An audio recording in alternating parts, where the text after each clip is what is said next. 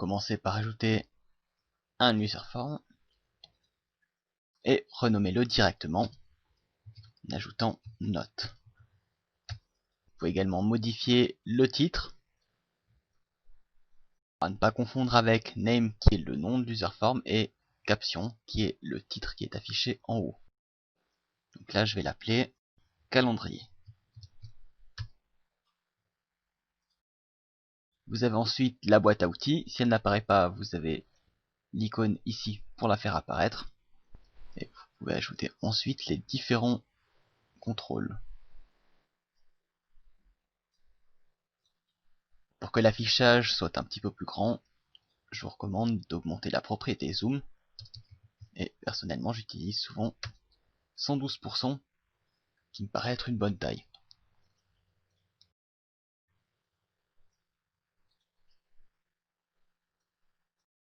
Un premier contrôle a été ajouté. Je vais commencer par modifier le contenu. Celui-ci sera pour la date. Et vous pouvez copier-coller ce contrôle pour gagner un petit peu de temps.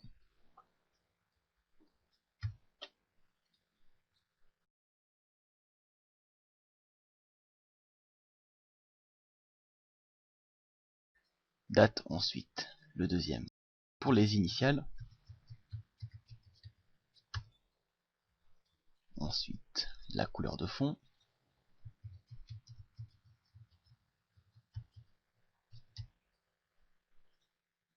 Et les notes.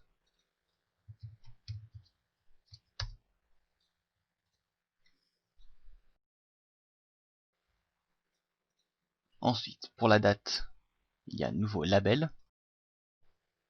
Pour le moment, je vais l'appeler date. On le remplacera plus tard par la date du jour. Et je vais modifier sa police.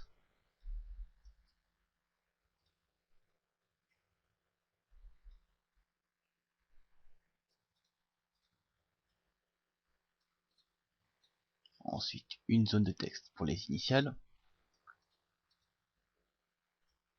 Puis une liste déroulante pour la couleur de fond. Et enfin, encore une zone de texte pour les notes. J'ai commencé par aligner ces différents contrôles. Vous pouvez sélectionner tous les contrôles en même temps et modifier la même propriété pour tous les contrôles. Donc ici, la propriété qui nous intéresse est left, c'est-à-dire la distance entre le bord et le début du contrôle. Donc je vais entrer une première valeur pour tester. 100, je vais réduire un petit peu cette valeur. Voilà, ça me paraît bien.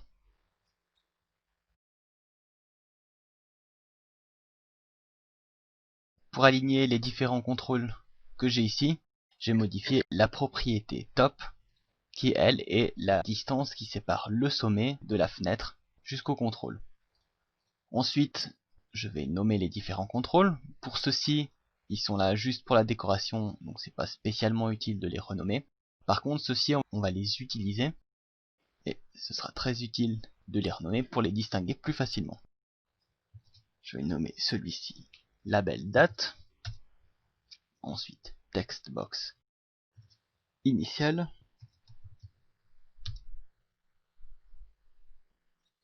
puis combo box couleur, et pour note, eh bien note.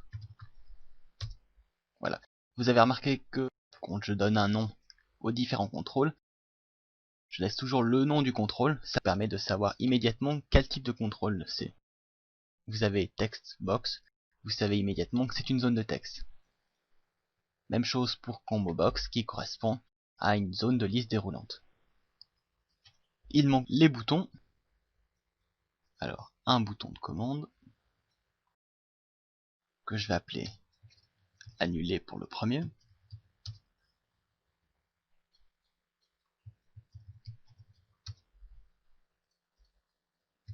Un copier-coller. Et le second enregistrer.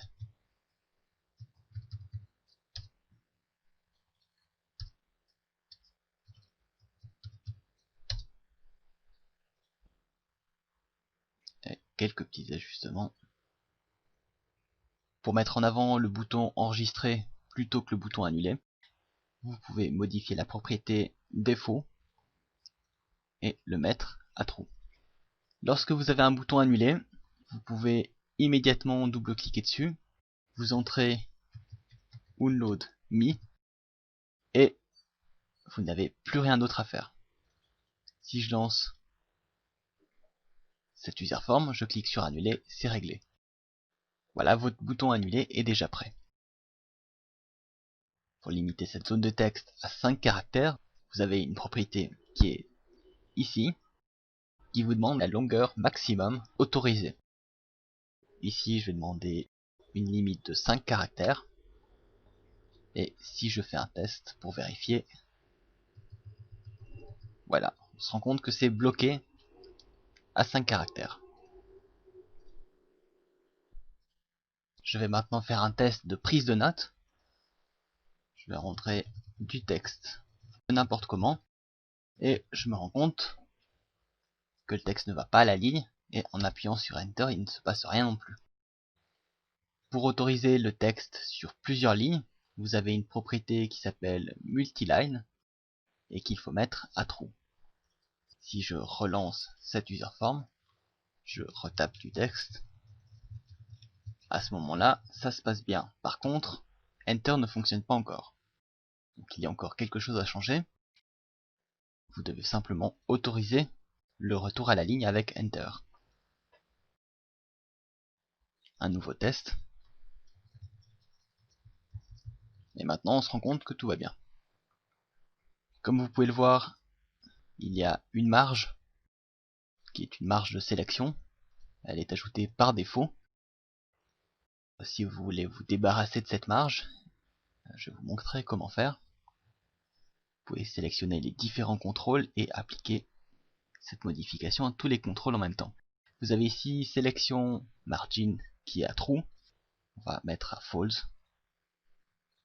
Et à ce moment-là, votre texte est parfaitement aligné à gauche. Il y a également une propriété qui peut être très intéressante de connaître. Pour vous la montrer, je vais saboter un contrôle. Et je vais vous montrer ça tout de suite. Si j'appuie sur la touche Tab, on se rend compte que le curseur passe de ce contrôle à celui-ci, ensuite à celui-là, ensuite à celui-ci, et enfin à la liste déroulante. Donc, ce qui m'intéresse ici, c'est d'avoir d'abord celui-ci, ensuite celui-là, celui-là, et enfin enregistrer. Pour faire ça, vous avez la propriété TabIndex. Vous pouvez penser à la touche Tab pour vous en souvenir. Et le numéro que vous avez là indique l'ordre à suivre.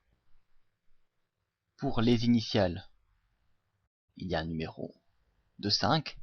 Pour celui-ci, que j'ai saboté avant, il y a maintenant le numéro 9. Celui-ci, le numéro 6, etc. Le numéro par défaut est attribué en fonction de l'ordre dans lequel vous créez vos contrôles. Donc, ces contrôles ont également un numéro.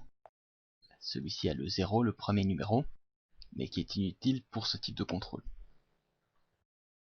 Donc pour donner l'ordre qui m'intéresse, je vais modifier ces contrôles. Celui-là, je le veux en premier, 0. Celui-ci, en deuxième, 1.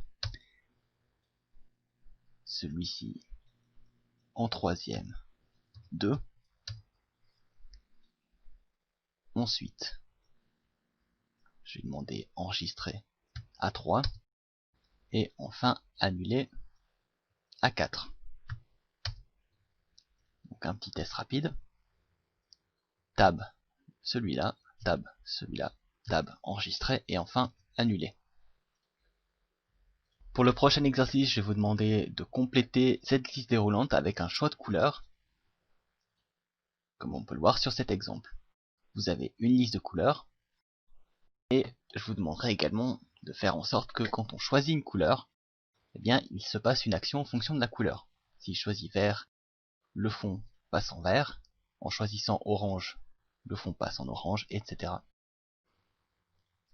Voilà, je vous laisse trouver une solution pour créer à la fois le contenu de la liste déroulante et modifier la couleur de fond à chaque changement.